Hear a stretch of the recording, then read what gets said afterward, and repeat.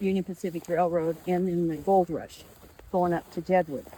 So there's an estimated anywhere from 900 to 1,200 people a day came into Sidney on the train to head up to the hills. So you can imagine the traffic. So if only 50 people a year die during that time period between the fort and travelers and everything, we'll take you up here and show you something. Then you're talking 1,300 people left, 1,300 burials, 211 removed. So you have over 1,000 still here. So ground penetrating radar, we just did it within here. See, and you got graves popping up everywhere. Oh, yeah. But ground penetrating radar showed graves in this area, but we didn't go outside the wall. And this is exactly where the wall set. But I was up here a couple of weeks ago with the electric department. Oh, dang it. Come down here with it. A whole wall of graves that just opened up right here. Well, you can see a couple, see where the one, and there's just, when the light's just right, you can see there's a whole row. See one? Yeah, you can see all the indents. And you see the grasses? Yeah. That's one of the ways you tell because of the humus when the coffins disintegrate and stuff underneath the ground. So they were, and this is a row, it's a complete row. It was really clear when the grasses were still green. And then there's some right up against the wall up here. So, and the old timers told us they went clear up the hill. Wow. And they did flip up 2 coffins in the 60s, grading that road. So, so if there was 100 people a year, then you got what, 2,000 people still laying here. Yeah. Ground penetrating radar showed about 700. Holy cow. Yeah. Okay. So what we did the we had to mow it. We had to put it into grids. Ground penetrating radar came in, showed that, and then we burned it and then we metal detected. So all of that process made it an active cemetery again, so you could actually be buried here if you wanted. Okay. But what we have found, and I'm not going to throw you into anything, you guys got to figure it out yourself. But what we have found is it's kind of like the beginning of a Stephen King novel. You know, I mean, they came in and dug up because Custer's last 6 Pawnee Scouts, Major North Scouts were here. Not the ones, he didn't go to Little Bighorn with them. Those were Sioux and Crow. But so they dug up until they found that last person. And then everybody went to Fort McPherson National Cemetery, the soldiers and the scouts, and everybody that was unclaimed. Only 11 bodies were claimed by locals and went to Greenwood. And then they just left everybody else behind. And then they plowed it off. All the headstones are in this, what they call a berm. See the stones? Yeah. That's where all your headstones and everything are. They just plowed it off and they started farming it. And now they put, you know, the city has, it became city property and they put the salt shed on it and everything. So we've got our dousers here. Okay. So they'll take you out and show you how to douse, and that will blow your mind. And so we usually take them out into here when we do it. But I think it's so active because there's so many people left behind. But I think they're happier now, Yeah. believe it or not, because Well, they're they being are recognized. acknowledged. Yeah. And the reason that we've never let anybody come out here to do what you guys are doing, I'm sure there's people that have come out here and done stuff when we've not been around. But the reason we let you guys is because we watched the committee, watched your YouTube, and felt you guys were respectful. We had somebody wanted to come out here with a crystal skull and get rid of the bad energy and stuff. And it's like, nope, you leave everything alone. You're not coming out here. Yeah. So, but as you walk, you're standing on them, you're walking over them. That's crazy. It is. It's crazy. It really is. And like I said, see, we were gonna, the wall was 4 feet tall and 2 foot thick. Well, we couldn't afford to do all of that. So the pillars were 4 feet tall, 2 foot square. And then we bought the land on the other side from Union Pacific Railroad, but the city, Cabela's folded and stuff. So we just don't have the tax dollars to continue it. But the biggest part is on the other side. So you're to the back. But I would imagine that if they started digging at the front and digging, this might be the area that's the most occupied still. Really? Because, you know, they kept digging until they found that last one and then quit. And I can send you copies. We have G.H. Austin's letters to the Quartermaster General because everything had to be recorded. There was somebody that had been buried alive. There was people that were shot, and the boards will give you, let's walk over that way. Well, I'm going to tell you right now, make sure you remember all this because we're going to film you on camera.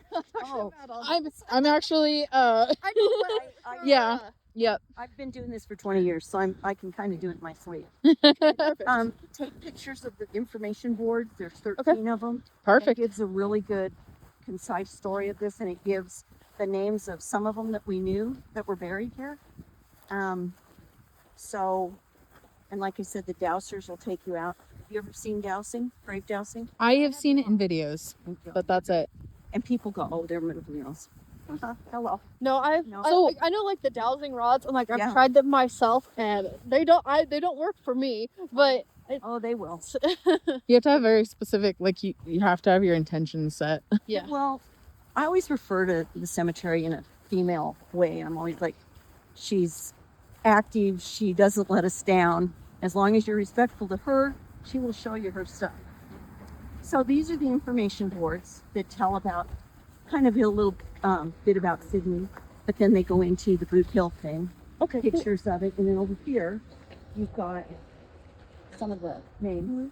And when you go down it, shot, killed, suicide, poison, shot, killed, murdered, it's just, but yeah, and then it'll tell you some of the things with the guy who was hung with barbed wire, and then his hands were wired to his head. Oh wow, A lady holding a baby, brutal. and they both had wounds in their skulls from bullets, 2 Indian papooses wrapped in a blanket. It's a lot of that's on here. Okay, Some of the more odd ones. Yep. yeah, But yeah, and then we can, fill in any gaps for you.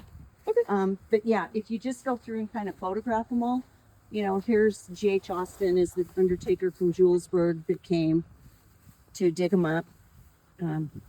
It's the beginning, and that's when we have done quite a few ghost tours in the past where we open it up citywide, Mm-hmm. and we don't step on anybody's beliefs, but we kind of spin it like the beginning of a Stephen King novel where everybody was taken out and everybody else was left behind and just not cared about for years. Yeah. well, I'm glad So- they're being cared about now. They are, we take care of it. There's nothing much we can do with going across the road right now. Someday, maybe, hopefully it gets done, but I'm thinking the majority of them out here. I got a call these are typical things. A lady called me one time a number of years ago and said that her grandmother grew up in Sidney, lived in Sidney, and lived a very colorful life. She repeated that over and over, which we had like 80 whorehouses and bars down Main Street. It was so rough. Oh wow. Yeah. And she said she buried 5 babies outside the wall. And I said, okay, what years were it? And she said, in the teens, early turn of the century. I said, you sure it wasn't Greenwood? And she said, no, it was Boot Hill. And she said, they're buried right outside the wall right here. And she said it was 3 single births and a set of twins. Oh wow. So Okay. watch where you walk over there. Yeah. Yeah. This is Marva Ellwanger. Part Hi. from. Nice to meet you. I'm Gretchen. I'm Elizabeth. Nice to meet you. So, but I really encourage you to take lots and lots of pictures. Okay. Whoever's not doing camera equipment, use your phone, and then study them pretty good. Yeah. And it doesn't get black dark out here because we have the salt shed has a mercury light. Oh, okay. Kind of like a night light look. Okay. So you can kind of watch where you're stepping. If Awesome. you fall through a grave, if one opens up, which has happened a number of times, you're on your own. Okay. Okay. That's encouraging. All right. Cool. Film while you're in there because we all want to know podcasting material. Yeah. Yeah. Film while you're in there because we all want to know what it looks like. Right. Okay, 2 truths and a lie, We always have to have particularly when we were working on it, had to have a policeman on the committee so that if they came across bones doing anything, it was deemed not a crime scene. So they were churning through the center of it one time, the water department, to put water to the back so we could start planting trees. And of course they found bones. Oh. So they called and they were going to lunch. So I said, well, go ahead and go to lunch and I'll get the chief and we'll go up there. So Larry Cox, which one of you is related to Pete's? Me. Okay.